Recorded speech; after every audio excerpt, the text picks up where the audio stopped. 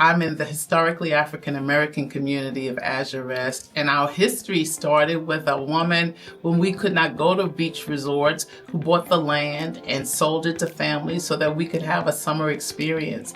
And so it reminds me so much of the South, where I spent my summers as a child, where the community is our village. Our children grew up together, they know one another, they respect each of us as their kind of mommies, aunties, and it's wonderful because there's care, there's culture, and there's connectivity. So as U.S. Ambassador at Large for International Religious Freedom, I was confirmed in the Obama administration. So the first lesson I learned was about U.S. Senate hearings and confirmations, that they're tough. It's really to see what you're made of, if you know your stuff, if you have your act together. And so I learned about the process of Senate confirmations, that it's not just your knowledge, but it's also very politically motivated.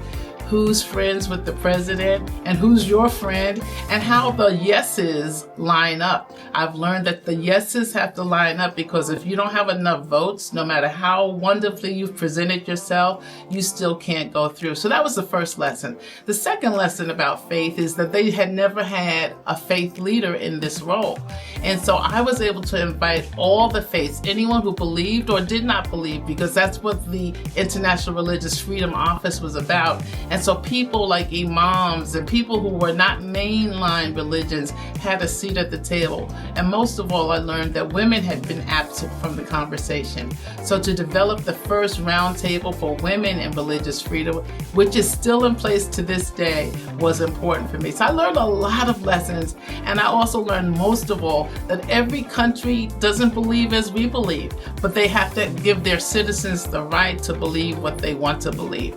And it was all based in the United Nations. So you have to understand the documents that form our country and that form the world's history, and to make sure that we all are adhering to it. So I got to visit with people I never would have visited with, the Pope, Pope Benedict, to sit down as an ambassador with the Pope, who's Catholic, I'm Baptist, but here I am in the room, in his prayer room with him. Amazing experiences. I am amazed at the tremendous talent and the breadth and depth of talent that we have in our local Black leadership of women. And I've learned with people like Bonnie Cannon, who runs the Bridgehampton Daycare Center, all the way up to celebrities, that everyone has something wonderful to offer. And so that there is a common ground, that we are just powerful women who want to do well with our families and our communities. And so I've learned that we are connected, not only at the hip, but they say also at the heart. And it's just wonderful to share the platform with such amazing leaders.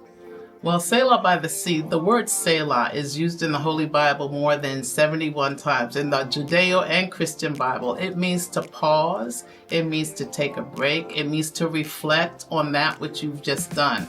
It comes from the psalmist David, who was a harpist and a musician, and it means just stop for a minute and rest. And so what I try to do is busy individuals is help them to stop, which means leaving the community that you're in for a minute, leaving your cell phone, leaving your tablet behind, and having 4 days of soul care and self-care for yourself. And so I think it's amazing what happens, because it's transformative. Recreation really means recreation, so that all that you have poured out can be poured into you. So we intentionally find a seaside. It's usually been Florida, the Bahamas, but we find a seaside where people can go put their toes in the sand.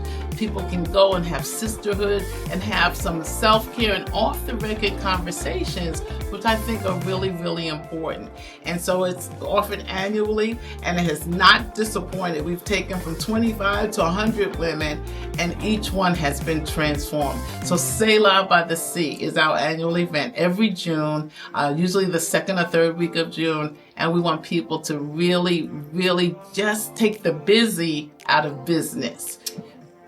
Well, there are a couple of concepts. First, Sankofa means you can't go forward until you've gone back. So it's important to understand our history, the great leaders on whose shoulders we stand, the Harriet Tubmans, the Sojourner Truths, the Dorothy Heights, the Coretta Scott King, and my own mother and your mother, Dorothy C. Johnson and Charlotte. We stand on their shoulders, but we also need others to stand on our shoulders. If it stops with us, then it's just history. But if it continues on, then it becomes legacy.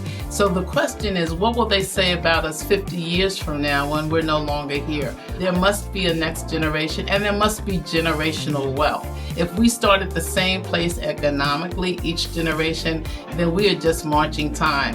But if we are sowing into giving our children the houses and teaching them what to do with the economy and the economics that comes through their hands as they're teaching others, it's called financial literacy, but it really is generational wealth. That's what legacy is all about. Being healthy, wealthy, and wise.